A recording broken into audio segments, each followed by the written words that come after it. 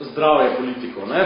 Spet smo sicer pri isti dileme. Ne? Pravica javnosti do obveščenosti in pa na drugi strani pravica do javne osebe, do zasebnosti. Ista dilema, ampak verjetno veliko bolj relevantna, kot pa so bile mogoče te.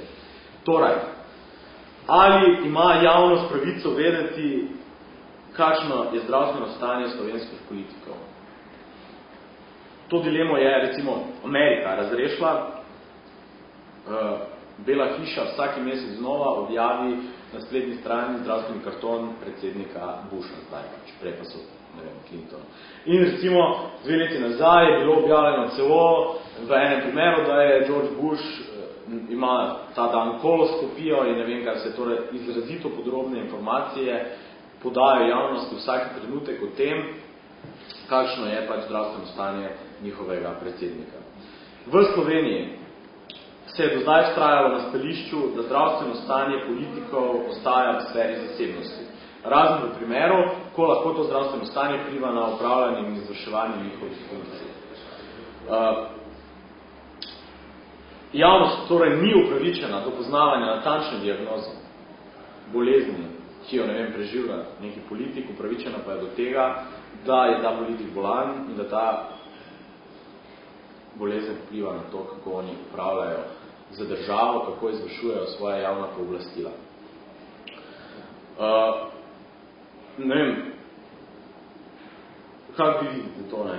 Ali je potrebno politiko v tem smislu popolnoma razgaliti, objaviti, ne vem, karkoli, ali je zadostno to, da pač ljudje vedo, da je nekdo zdrav in opravilno sposoben.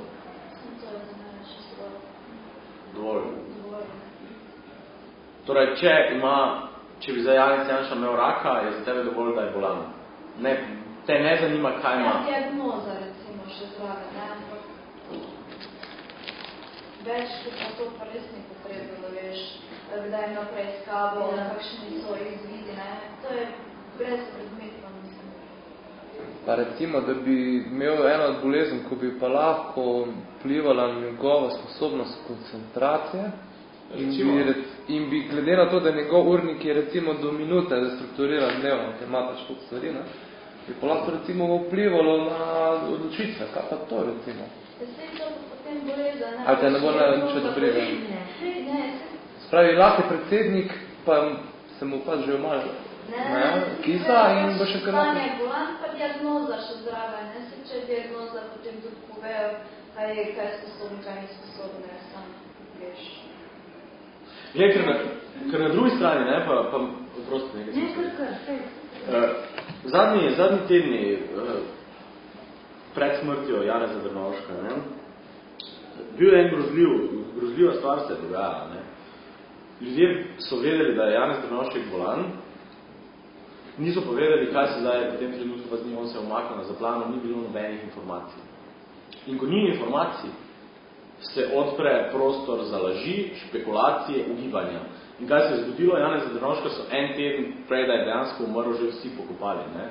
Vsi spletni mediji ne, so poročali, da je Janez Drnovšek umrl, na blogih je bil objavljen. Mi smo imeli primer, da je na enem izmed naših blogov bil velik naslov Janez Drnovšek včeraj umrl.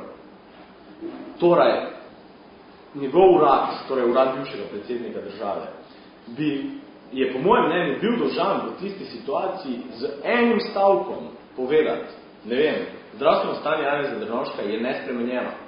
Zato, da bi to snežno kepo, ki se je valila po državi, to kepo, ki je postala vedno večja.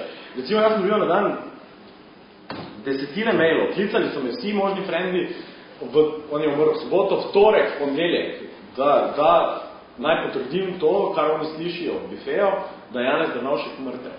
Urad je med tem učal, 70krat smo klicali, kaj se dogaja.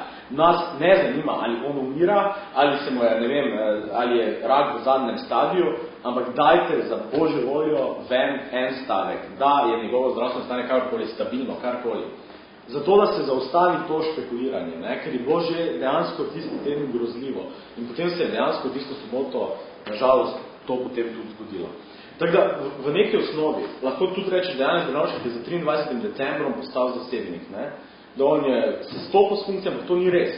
Janez Drnovšek, ali pa kdorkoli, ali pa Milan Kučan, ki je danes bivši predsednik države, je vso svojo kariero gradil na medijskem pojavljanju, na tem, da je na ta način, na nek način pridobil zaupanje javnosti preko medijev.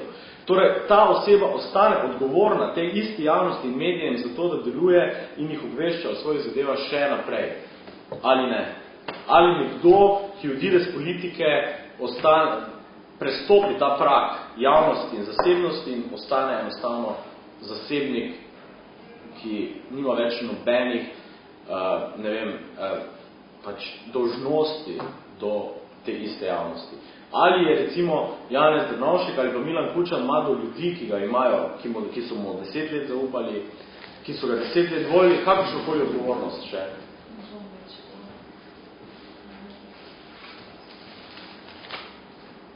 Ja, čisti zasebnik ne more nikoli postati. Če je tu klesno bil na očeh javnosti, to ne more nikoli postati.